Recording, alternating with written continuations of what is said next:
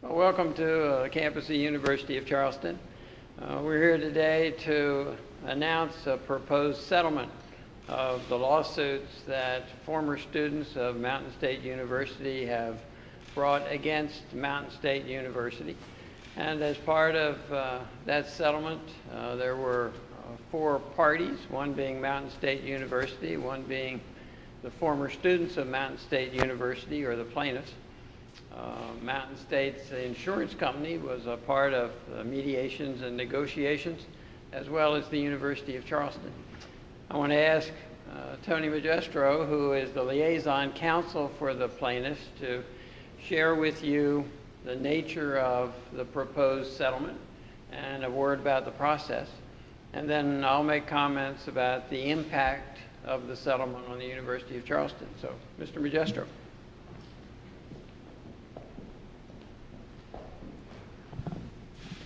Thank you, Dr. Welch. Again, my name is Anthony Magistro from Powell and Magistro here in Charleston, and I'm liaison counsel for the plaintiffs, who are the former MSU students who brought lawsuits against MSU arising out of its loss of accreditation. As part of the settlement in this case, we entered into a long negotiation. It was over a period of 11 months with the assistance of West Virginia's mass litigation panel, who appointed 3 judges to help us settle this case. We were in 9 separate days with the panel over the course of this 11 months mediating, and a number of private meetings among the lawyers in the case to work out the details of this, what turned out to be a complicated settlement given all the parties that were involved. Fortunately, we've been able to reach a settlement, and that settlement will be presented for preliminary approval in October to the mass litigation panel judges who are assigned to rule on the merits of this case. We'll ask them to preliminarily approve the settlement, set a schedule for final approval, and give notice to all of the students who are going to be members of the settlement class in this case. We're anticipating that that final approval hearing will happen sometime at the end of this year, or hopefully no later than the beginning of next year, but that will be dependent on the court schedule. And again, the proposed settlement is subject to the approval of the court, and that process is ongoing. But in the end, I'd like to thank, before I get to the details of the settlement, I'd like to thank the mass litigation panel judges, both the resolution judges who helped us do the settlement and the merits judges who were accommodating to the schedules that let us get to the point where we can make this deal. Under the settlement, a fund is being set up to compensate the students who suffered losses as a result of Mountain State's loss of accreditation and closure. That fund is being made up of several sources. The first source comes from United Educators, which is Mountain State University's insurance company. United Educators has agreed to contribute $8.5 million from MSU's insurance policies to the settlement fund. The second part of the fund will come from sums of money that are owed to Mountain State University by the United States Department of Education. We don't know what the final amount of those sums will be, but approximately 77% of those funds, when they're received from the Department of Education, will be put into the fund to compensate the students. The third contribution to the fund will come from the liquidation of MSU's assets. Under the terms of the settlement, MSU has agreed to liquidate all of its physical and personal property to provide funds to pay into the settlement fund. Of those funds, 85% of those funds will go into the student compensation fund after the costs of the liquidation are taken into account. Finally, United Educators has also agreed to contribute up to another $500,000 for the purpose of administering the settlement, sending out notice, running the claims process, and helping us take care of the buildings and provide insurance while the liquidation process is ongoing. So those are the sources of the funds that will be used to compensate students. The fund itself will be divided among the students based upon the number of MSU credits, the Mountain State University credits that the students had paid for, with the credits being calculated based on credits that were not able to transfer to other programs. When the credits are all calculated, each student will receive a score, and that score will determine their proportionate share of what the ultimate fund will be.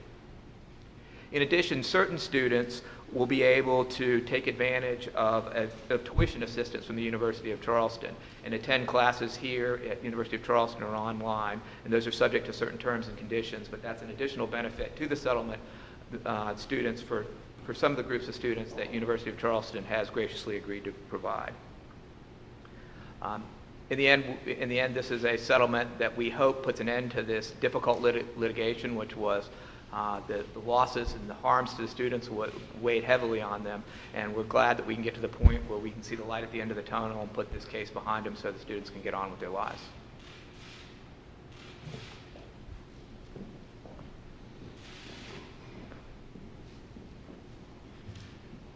The University of Charleston supports the settlement. We are sympathetic for the disadvantages that plaintiffs have experienced, and we believe the settlement is good for all of the parties who are involved. As you heard, Mountain State wants and has agreed to liquidate all of its assets, and some of those assets are facilities and their contents that the University of Charleston has been leasing to provide programs in Martinsburg and in Beckley. So what this means for the University of Charleston now is that there are no changes at all in what happens at the University of Charleston campus here in Charleston, nor are there any changes in our online programs and offerings. There's one immediate change in Beckley that we have enacted previously and prior to this announcement, and that is to close the culinary arts program in Beckley. And there's one change that will occur in Martinsburg, and that is the closing of the Martinsburg facility that the University of Charleston has used there. We'll be moving our Martinsburg instruction to the National Guard headquarters in Martinsburg, and almost all of the students in Martinsburg for the University of Charleston are National Guard members studying leadership and other programs there. But a year from now, in June of 2015, the University of Charleston will lose the right to be occupying the facilities we currently occupy in Beckley, West Virginia. So we are intent on being in Beckley, West Virginia. We are intent on continuing to offer 7 or 8 of the programs that we are offering in Beckley. We have the equipment to offer those programs. We have the location to offer all those programs this year, and things will continue this year as they would have been without the settlement.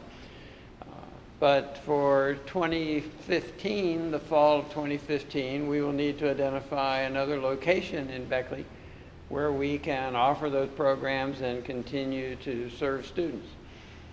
Because of the confidential nature of the negotiations, we haven't been able to explore sites until this time, but we will begin this afternoon with conversations with people in the Beckley area, community, friends, and residents about alternatives for the University of Charleston to use beginning 2015 and 2016.